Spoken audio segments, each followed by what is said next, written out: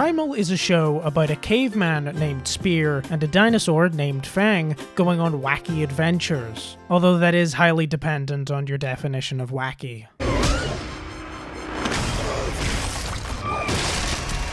Primal is a violent show. Its world is hostile to Spear's very existence, made clear by the fact that he no longer has a family to return home to.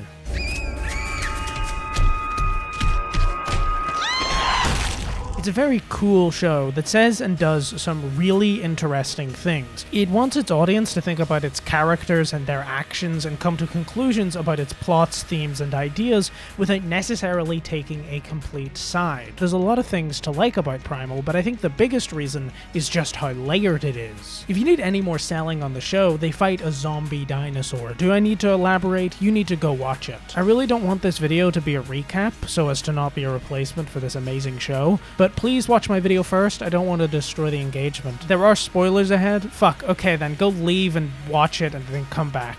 But at least become a channel member on your way out so you can get all kinds of fun bonuses and early access to videos. Please, I'm desperate. Also check out my second channel. Section 1. What is this show about?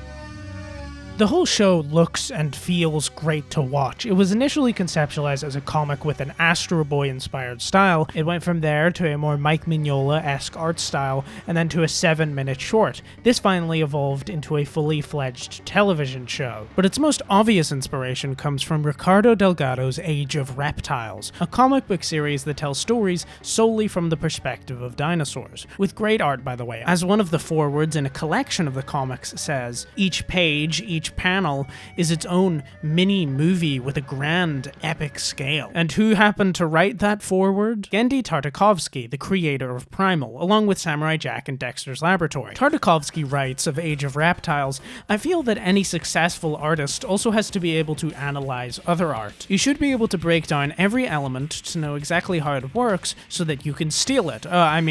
Pick up some helpful hints that better your own personal work. Primal definitely feels like a culmination of a lot of influences, which is kind of what attracts me to it. In one episode, Fang and Spear could be kidnapped by witches. In the next, they could be fighting a slasher film-inspired dinosaur that only hunts at night. It's what makes the show initially so interesting. It currently has 2 seasons with a third on the way, split into 2 sets of 10 episodes. We'll talk about these in terms of episode number. So it isn't season 2, episode 3, it's episode 13. Just don't get it twisted. This is a very important framing device and I will not explain it again. The show is actually very restrained in its first episode. It holds off on even a single fight for the first half of the episode. It's primarily world building. Look at the way the blood trickles down its face. The use of a literal red mist in silhouette to really accentuate the contrast. How he runs, jumps, and slides is a great introduction. It places you within the world as Spears is ripped out from under him. The most compelling part is that the show doesn't have any dialogue.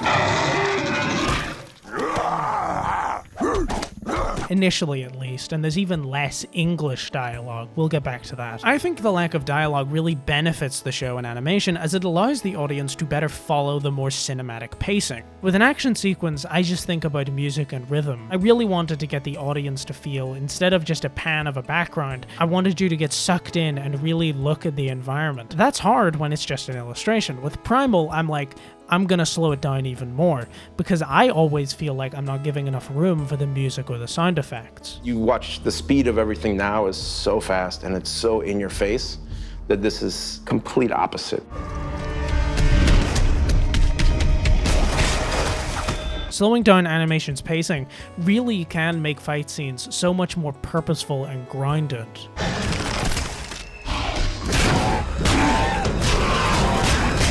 While also being very compelling. I think a good example is episode 6, Scent of Prey.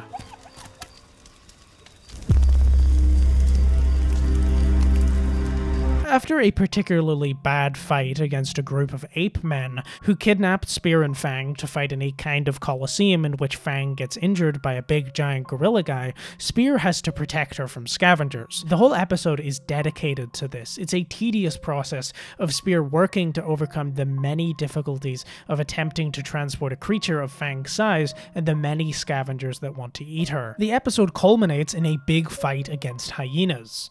I think they're hyenas. I'm probably gonna get half of these animals and dinosaurs wrong. Oh, it's a Pokemon? What fucking Pokemon is this? And during this fight, Spear uses bugs as knuckle dusters, and yet you still doubt how good this show is.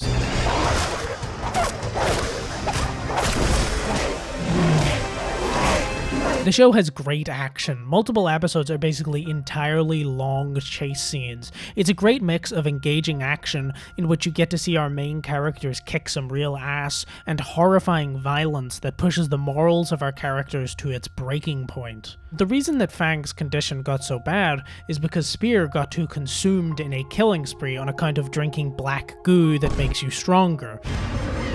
The slaughter is both visually interesting and kind of over the top in such a way that it becomes slightly disturbing. It's a good mix of an engaging narrative that understands the ideas its violence expresses, but it isn't miserably focused on it and continuously condemning it. I find shows that can be way too focused on constantly condemning the actions of its characters kind of boring. Same goes the other way, where shows can sometimes be too focused on absolving its characters. Does anyone else find it really weird that Invincible Season 2 kept on assuring the audience that Mark did what he had to do to protect his family? You didn't have a choice. Don't beat yourself up over it.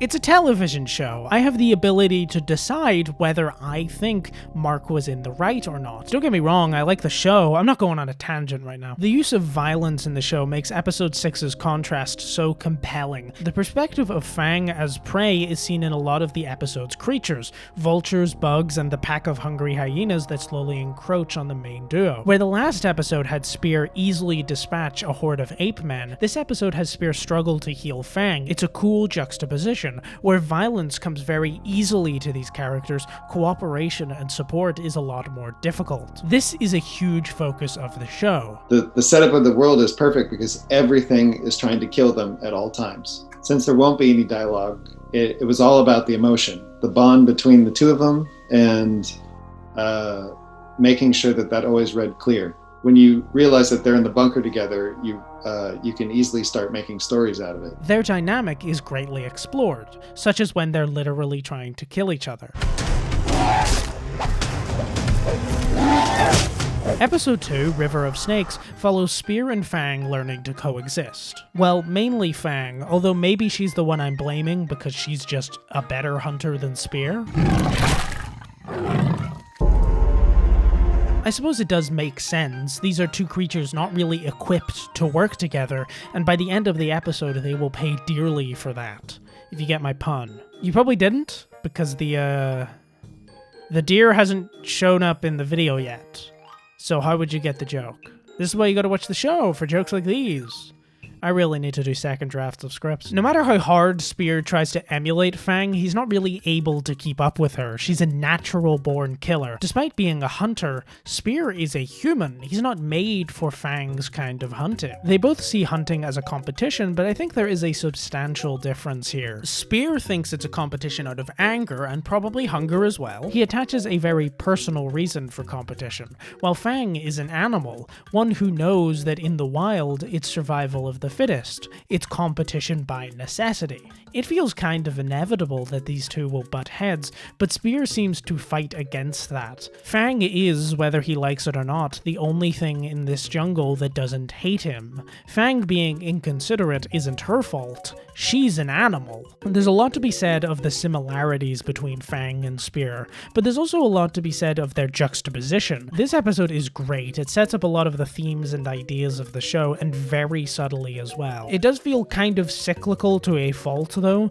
because like the first episode ends with Spear riding on top of Fang, and so does this one, so it feels like we kind of circled back, but I kind of feel that this cyclical narrative is required, if not a little unwieldy. It does feel kind of fantastical to believe that these two species could work together, so the show probably does have to work a little bit harder than a single shot at the end of an episode to make the viewer believe these two could coexist.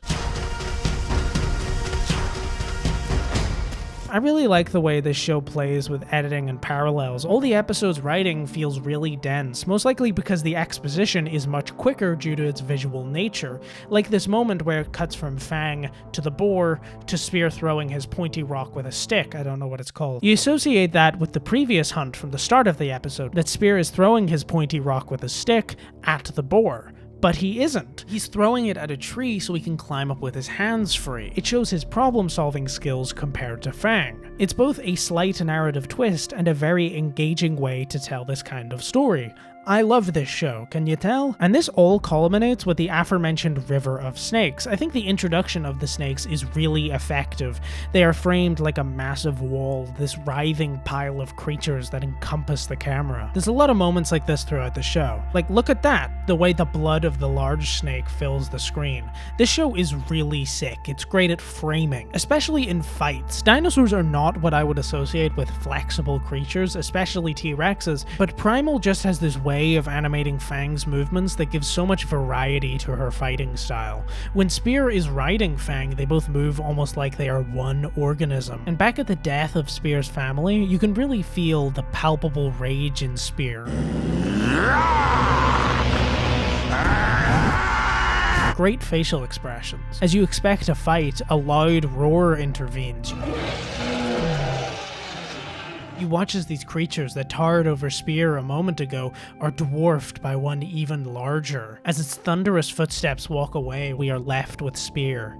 The imagery of this fight defines the show, recurring throughout it, especially the red mist, which is both a hugely influential color throughout the episodes, appearing within antagonist and protagonist alike. There is even an episode named after the mist, which we'll get into later. They kill all the snakes, by the way. They learn to work together. It is through a desire to coexist following the respective deaths of their families that drive the two characters to finally cooperate. That's what this show's all about. Grief, partnerships, violence, and death. There's also a scene in which a giant shark rides up a wave so it can kill a pterodon.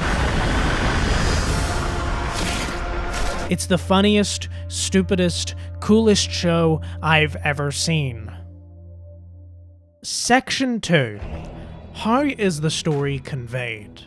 Robert E. Hard's essay, The Hyborian Age, begins with the preface, "Nothing in this article is to be considered as an attempt to advance any theory in opposition to accepted history. It is simply a fictional background for a series of fiction stories. When I began writing the Conan stories a few years ago, I prepared this history of his age and the peoples of that age in order to lend him and his sagas a greater aspect of realness. And I find that by adhering to the facts and spirit of that history in writing the stories, it was easier to visualize and therefore to present him as a real flesh and blood character rather than a ready-made product. I have used this history as a guide in all the stories in this series that I have written. As soon as I saw this passage, I thought of Primal. As has been revealed in interviews, the narrative of Primal is heavily inspired by the episodic format of old Conan the Barbarian stories. In fact, Hard's first published novella was literally called Spear and Fang. The Hyborian Age is basically a history of Conan's fictional world that mirrors ours, but differs in such a way to not make the need for historical accuracy too necessary. Just as Primal is a fictional world that mirrors ours for much the same reasons. I've read a few Conan stories for this video. These were great pulpy novellas, short and episodic. I would highly suggest them, as long as you're alright with reading descriptions of black men as ape-like twice in one paragraph. Frankly, I thought one was pushing it. These novellas have great action. This is an excerpt from the first one. "Who dies first?" Conan mumbled through smashed and bloody lips. Another misguided desperado chose this instant to charge, followed half-heartedly by his fellows. He intended killing Conan before the Cimmerian could wrench his axe from the floor, but his judgment was faulty. The red axe lurched up and crashed down, and a crimson caricature of a man catapulted back against the legs of the attackers. This is some of the most vivid action I've ever seen, and I imagined it inside of my head. Conan is a really great narrative inspiration for a show like Primal because they're short but very punchy and comprehensible. I've talked about Primal's framing and editing, and all these elements work to create a really vivid show filled with just as much punch and interest as these old novellas. Season 1 is basically entirely episodic, with a new monster of the week every episode. Season 2 becomes more serialized. We'll get back to that. I promise it's not an omen. Well, not entirely. Primal is a show about processing grief, which can be seen in its greater narrative and Season 2 serialization, but it can also be seen in episodes such as Episode 8, Coven of the Damned.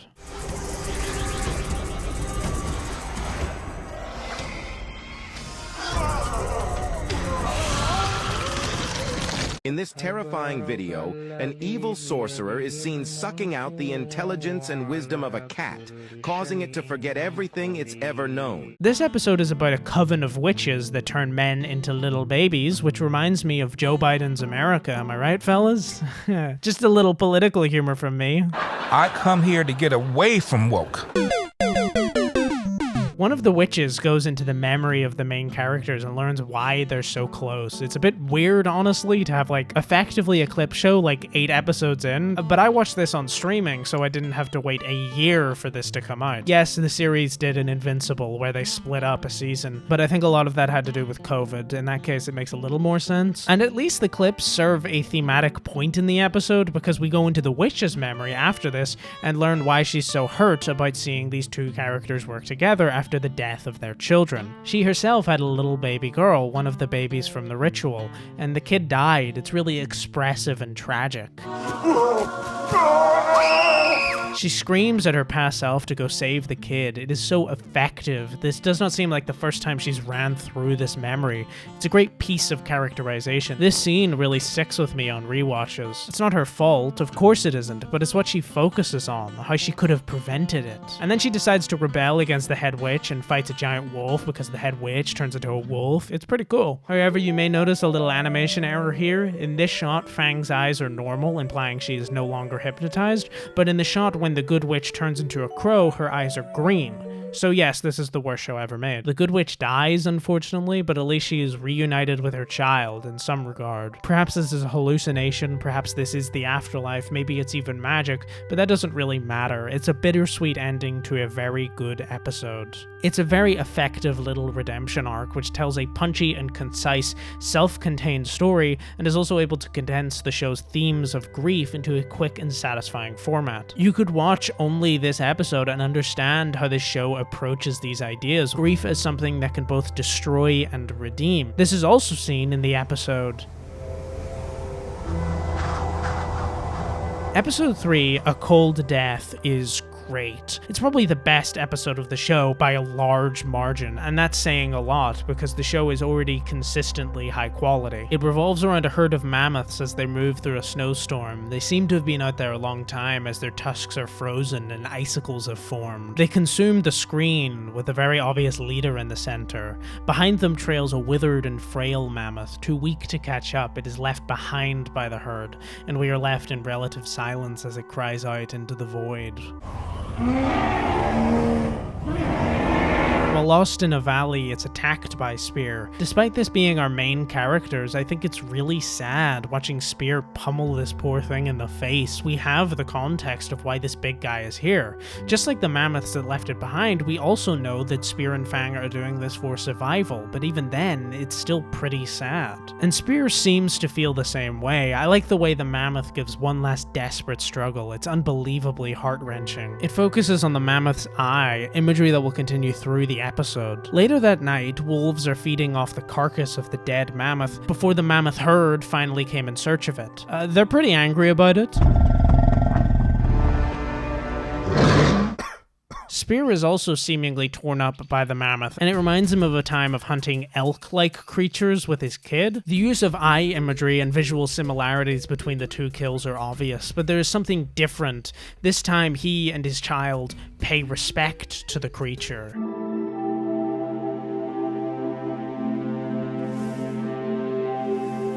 It feels like something is lost now in Spear, who couldn't pay respect to the creature he just killed, both because he was literally working against nature, but also because his child is missing. He's been forced to a point where he's simply shambling through life, like some kind of zombie. That's not this episode, that's a few away. And then the mammoths attack. It's a great little fight scene. Spear and Fang are on the ropes, constantly reacting to the mammoth's attacks and being bounced around. That is until both Spear and the mammoth look at each other, more eye imagery, and realize that that this was a kill out of necessity.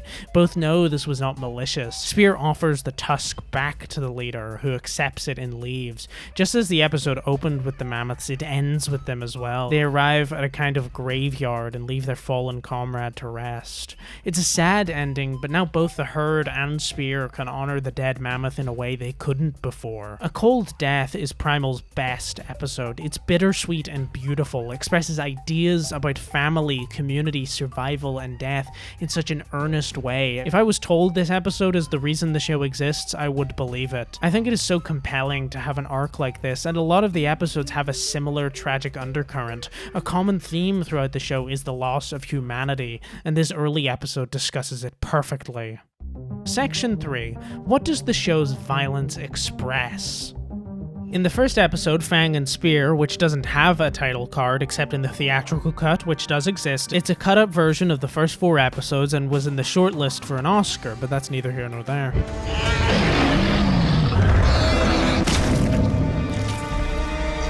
Even more so than with Spear's children, this death seems transgressive. There is no particular reward for revenge. Spear now has an unfulfilled character arc. Fang's children were mirror images of his that now lie dead just the same. It is a far more compelling idea than having Spear fully save the day by the end of the episode. While it's unsatisfying in the moment, this show is about that dissatisfaction. The victory brings neither joy nor closure. It's a sad and kind of honest scene. How much joy can you really get from revenge? It's a fleeting way to fill the hole left behind by grief. This characterizes the whole series' approach to violence. It's kind of value neutral. It's something that happens to and is done by characters. As I mentioned earlier, Primal is great at portraying tragedy. Take later in season 2, the episode The Colosseus. Colosseus. I don't know how that word is pronounced, so I just assumed it was like Theseus, like the ship of Theseus, because it's a big ship.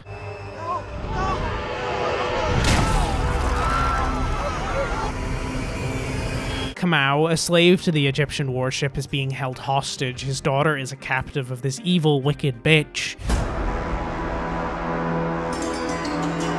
This is like the most evil character in the whole show. It's not even close. She's like irredeemable. Look at her face as soon as she figures out she has power over someone. I love her. I know I'm calling her evil, but that's what makes her so good.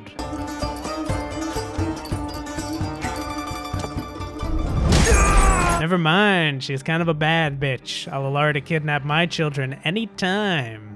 You know what I mean? Awooga. I need to stop talking, I'm sorry. Alright, yeah, she forced Kamau to murder a whole fucking village of people by threatening to murder his daughter. Never mind, I don't think I like her anymore. It's a great sequence. It's got a lot of expressive camera angles. You can feel the weight of this injustice. Kamau is framed in darkness, and it even does the Reservoir Dogs style camera pan to imply violence. An effective technique, because an audience's imagination is probably going to be more vivid than even a medium like animation can visualize.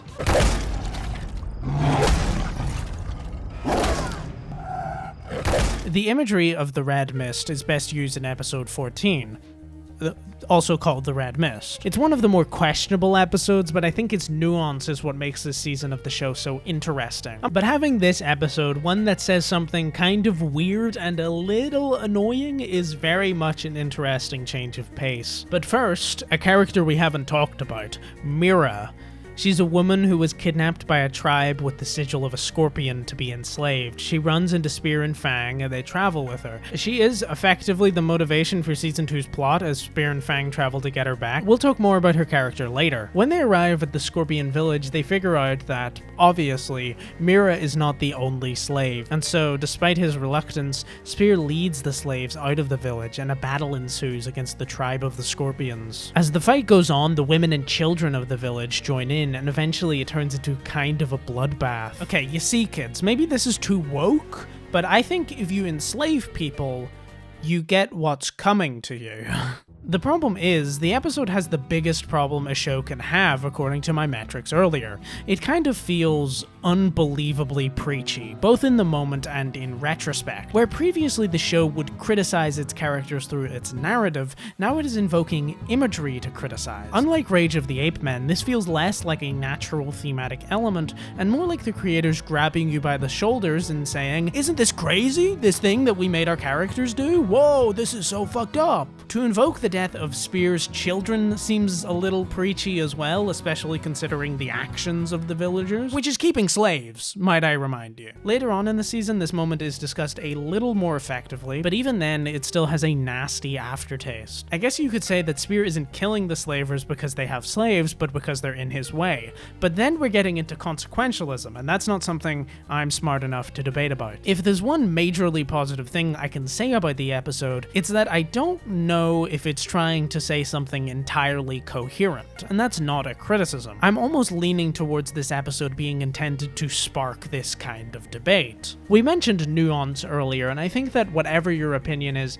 you can agree that murder is wrong. Perhaps that's too blunt a statement. Murder is gross. How about that? Does the fact that slavery is bad change the idea that maybe Spear and Fang shouldn't have killed an entire village of people? There's the obvious parallel to the death of Spear's children, and I don't know if the acts committed here are the same or even similar to the ones committed by the red Tyrannosauruses. Morally, they aren't. The red T-Rexes were killing for food, but Fang and Spear are killing in self-defense. Sure, maybe don't kill children, which they do by accident, but I don't know if killing slavers is wrong. I think it's morally fine, and probably legally. There's no laws in the Primal world. Don't get me wrong, I think the show agrees. The big bad of the season, the human one at least, is that Egyptian woman who enslaves people, and they're fine with just killing her. And it's not like the show is naive, it knows why she's evil. The ship gets attacked by another ship that looks very similar. Spear, Fang, and Kamau go around attacking different cities. There's this really good montage where they reuse animation to get across a great point. This is not only about the monotony of the duo's new life as weapons for a war machine, but it acknowledges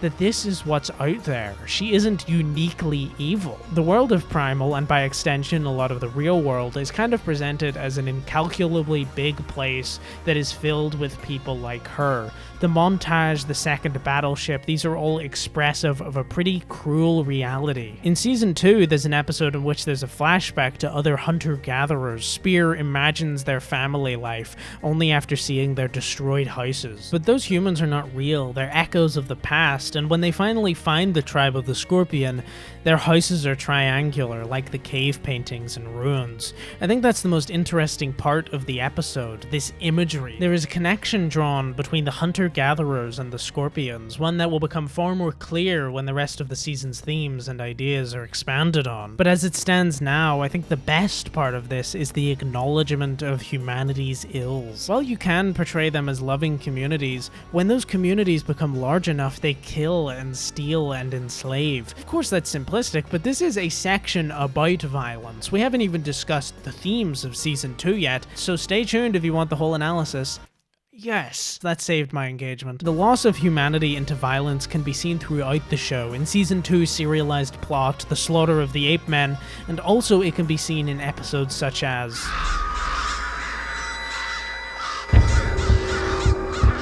Episode 9, The Night Feeder, is a great place to talk about the lighting. Paired with the soundtrack of the episode, the change from day to night is electric.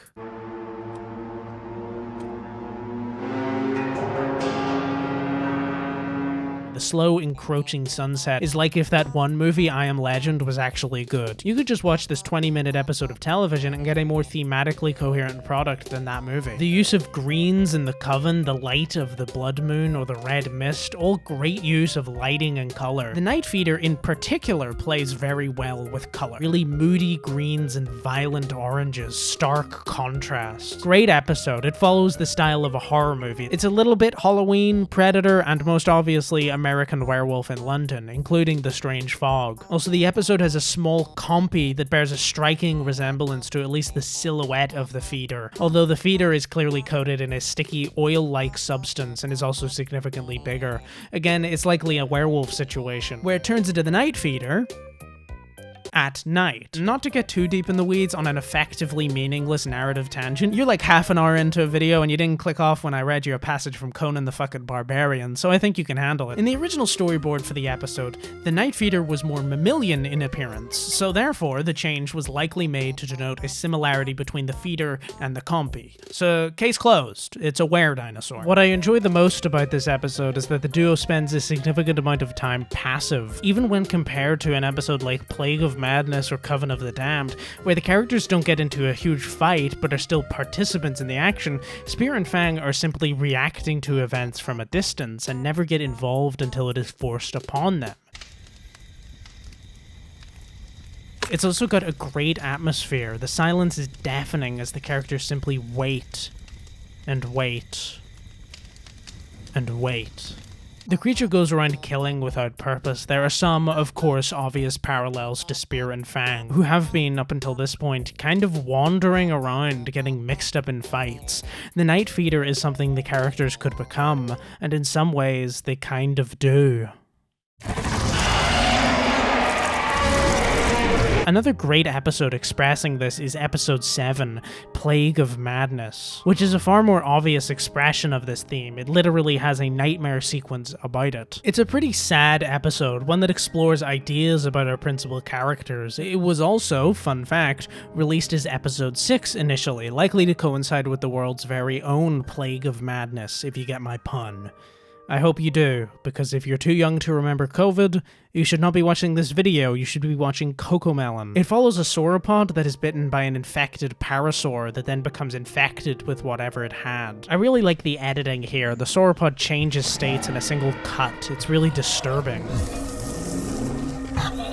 As you may know, I'm kind of a nerd when it comes to the portrayal of zombies, and this is really effective. The creature bubbles and pulsates, its flesh tears from its body with ease. It's pretty gross. This feels tangibly painful for the creature infected. It starts to violently vomit out blood. It's really great body horror, because you don't just see the sauropod as a threat, but as a tragic creature, one that you can understand as not in control, such as when it attacks the rest of the sauropod herd, destroying eggs and killing its own family. It's all done in a quickly cut montage that really underlines the violence of the event. This thing isn't just crazy, it's a force of fucking nature.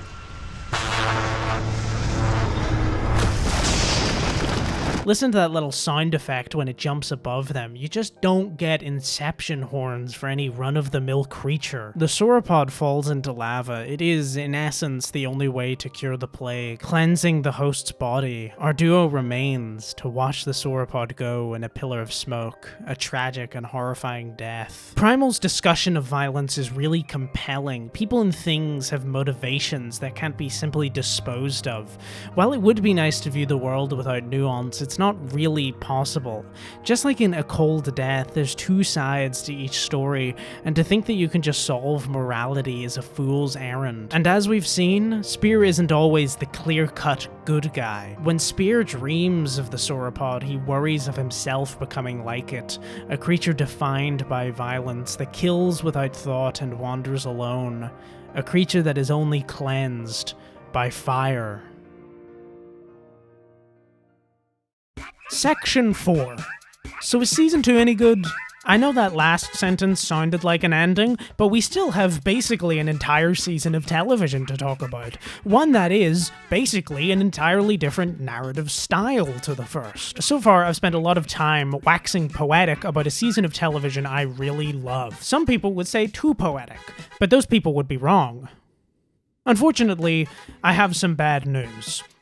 It's serialized. Serialization is not a bad thing, but it's different from the kind of thing I liked about this show initially. Sometimes serialization prevents shows from having a full thematic resolution in a timely fashion. Good examples of this dichotomy are Avatar: The Last Airbender. The Last Airbender is about imperialism. Its narrative follows a group of characters going on a journey that explores many different places. So, in these diverse places, the show uses its thematic elements to see the effects of of imperialism. Going to an internment camp, seeing destroyed villages, one of which is the main character's home, meeting rebels, and all of these themes are resolved within the episodes they're brought up in. This is not a children's show exclusive concept. Take House MD, which wants to talk about American healthcare and human psychology, and does that both in the slow burn examination of its lead and side characters, but also does it episode to episode. Episodic storytelling, in my opinion, is far better for television than what effectively amounts to an 8-hour long movie. Maybe that's controversial. Like when you watch a show like Stranger Things, I have to wonder,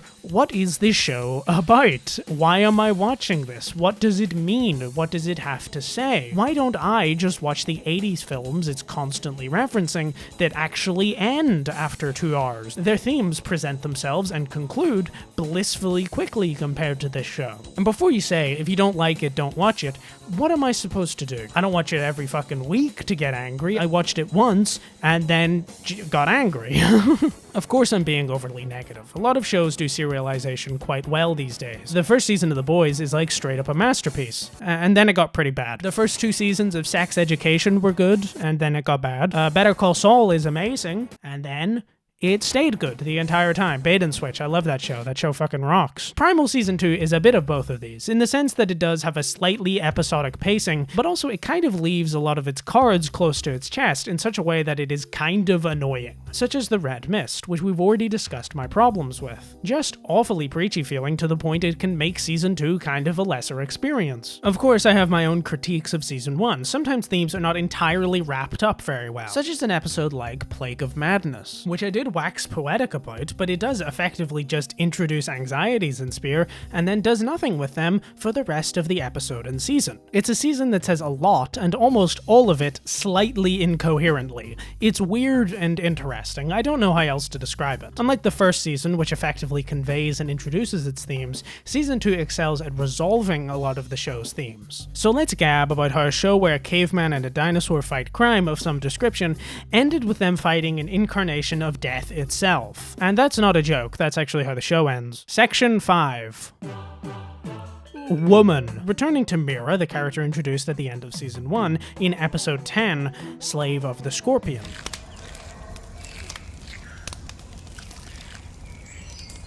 It's a good episode. I like her characterization. She's got a lot more knowledge of the world. She crafts a bow, she knows how to make soup, she knows how to lead Fang up a hill with bugs, a strategy that Spear also employs in Season 2. It's pretty good characterization. She leaves an actual imprint on the show's narrative, even though we only see her for like 1 episode initially. The rest of Season 2 continues on with a hunt for Mira. We've discussed a lot of these episodes before this point, so we're not going to get into them.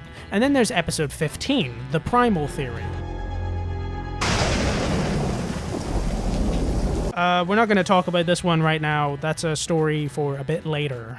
Finally, there's episodes 17 to 19, The Colosseus. That's right, it's a 3-part episode. It's a good series of episodes that are kind of self-contained. The ship is huge, it has like marble columns in it. At the start of episode 19, there is literally a full 2-minute scene of the boat just rowing through the ocean.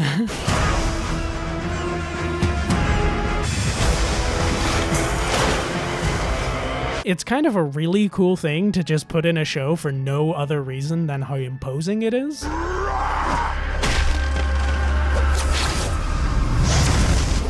Episode 20, Echoes of Eternity, is, as of the time of writing this, the last episode of Primal, the end of Season 2. They finally make their way to Mira's mountaintop village. Spear feels out of place in the village, and because of this draws a sad little picture, and then smoke approaches from over the horizon. It's like a huge guy made of flame. It's a demon. Shit! I forgot to mention there's another villain in this season. His name's... well, he doesn't actually have a name. The Viking Chief, I guess. Section 6. Everybody loves Vidar. I gave up naming these sections like 3 sections ago.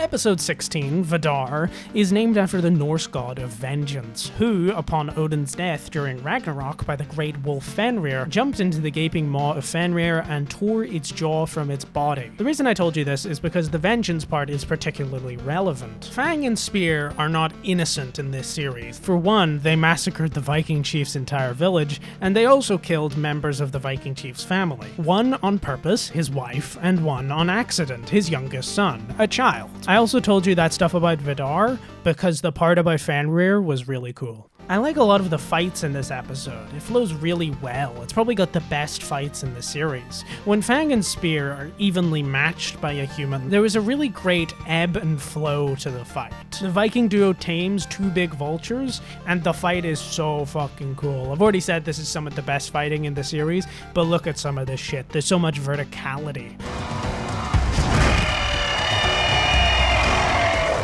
I wish there was more verticality in some of the show's fights. Spear kills the Viking chief and his one remaining son. Later, the Viking chief sees some kind of Valhalla, with a couple bad bitches descending from the heavens. Is that the only way I can describe women? It's starting to get real introspective about my vocabulary. And as the Viking chief ascends, he is grabbed by these vile and bloody hands and goes to hell. Here he is manipulated by the fire giant into killing Spear, by showing him his recently dead son in the underworld. This is what turns him into the fire demon from episode 20. He destroys the duo, they're continuously seceding round to him, but as always, Spear pulls through and kills the demon. But unfortunately, Spear does succumb to his burns. This is a somber moment. At the start of the episode, there's a flashback to the death of Spear's father, and it's clear now why. Spear lives in a cruel and primal world where you cannot run from death forever. And then Mira has sex with his dying body and then has a baby, and then the baby rides Fang's babies. The end.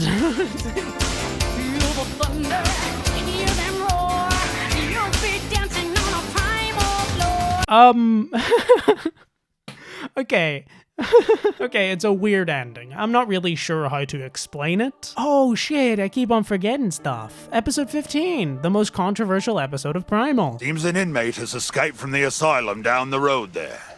Set in England 1890, it is the only episode of the series in which English is spoken. The reason that this episode is so controversial is because, as you may have noticed, it follows the highest peak of drama in the series. Spear, Fang, and Mira have slaughtered a village and a Viking chief is hunting them down. And then this episode follows a bunch of aristocrats being murdered by a psychopath. The primal theory in question is that under the right duress, humans can return to a primal, roll credits, state of being. Facing a primeval threat, evolution will revert back to its primal savage form. Though I do not... Is that just a live-action picture of a dog? I think perhaps the funniest part of the episode is how weird and, like, pulpy it is. Here is your madman.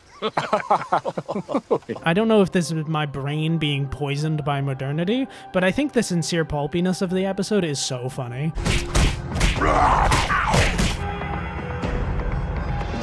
Oxford boxing champion. The maniac is a crazy motherfucker, sounded less redundant in my head. Punches shit, swings off light fixtures. The use of lightning throughout the episode makes this guy feel like a force in nature, a bona fide threat. Darlington, the head aristocratic jackass, goes full caveman mode and kills the maniac. And there you have it!